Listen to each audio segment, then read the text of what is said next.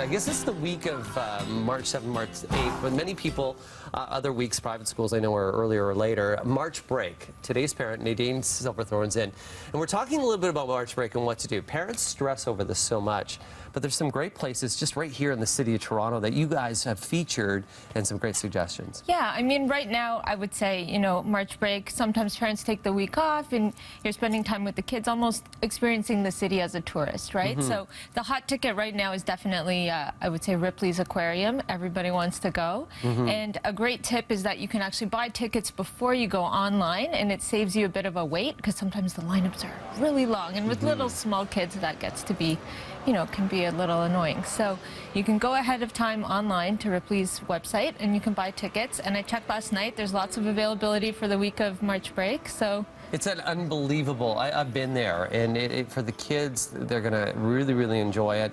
And sometimes if you go earlier in the morning or even in the evening, you could also avoid you can also avoid the lineups, and that's a bit of a bigger ticket item. You know, it's a splurge for most families. It will set you back about $100.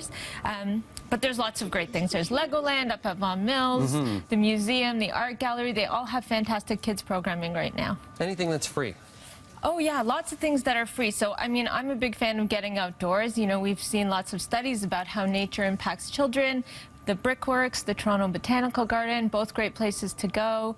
The Brickworks has a camp, and so does the Toronto Botanical Garden. There's still availability. I checked last night, and for about $65 a day, your kids can have this great experience where they're learning about science and plants and, you know, really enriching experience. So if you don't want to send them away to camp for the whole week, there's that option as well. Skating as well. Oh, skating, great. The city has so many amazing outdoor rinks, and my personal favorite, it's in my neighborhood right now, is the Greenwood rink, because the hockey rink is separate, and then they have this sort of figure-8 track for pleasure skating, and it's open from 9 to 10 every day and completely free. Yeah, Brickworks as well has a nice little skating rink in their facility. Yeah, they do, and they're now refrigerated from underneath, so even on, like, if it, well, I don't know, your forecast just now isn't promising, but if it does warm up by mid-March, you know, those rinks are still operating. You got some cool things here that we could do right at home. I do. So if you're planning to be indoors, you know, we've all been cold, so I thought an indoor beach would be really fun. This is amazing sand. What makes this so different?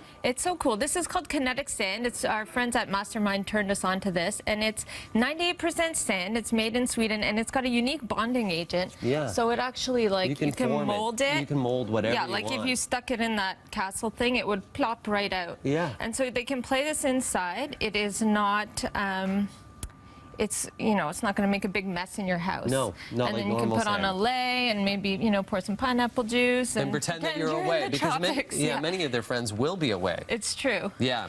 And this over here, which is the Rainbow Loom, this has been taking off by storm. Yeah, it's pretty crazy right now. A lot of kids are obsessed with it. A lot of parents are getting obsessed with it because the kids get frustrated and then the moms or the dads end up finishing them off.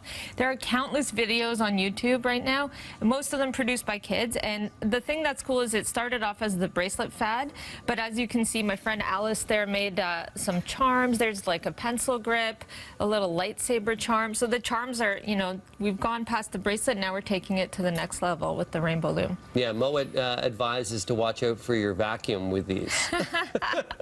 They make great hair elastics in a pinch. Yeah. This idea is a boredom jar. So you're going to get to a point where the kids are going to say, Mom, I'm bored. So we have this at todaysparent.com. We have a printable list of ideas that we source from our readers. So you just cut them out, stick them in a jar, and when the kids say I'm bored, they have to go in and pick an activity. Okay, I'm bored. Wait, I'll pick my own activity. Mine says here, make a paper plate monster mask.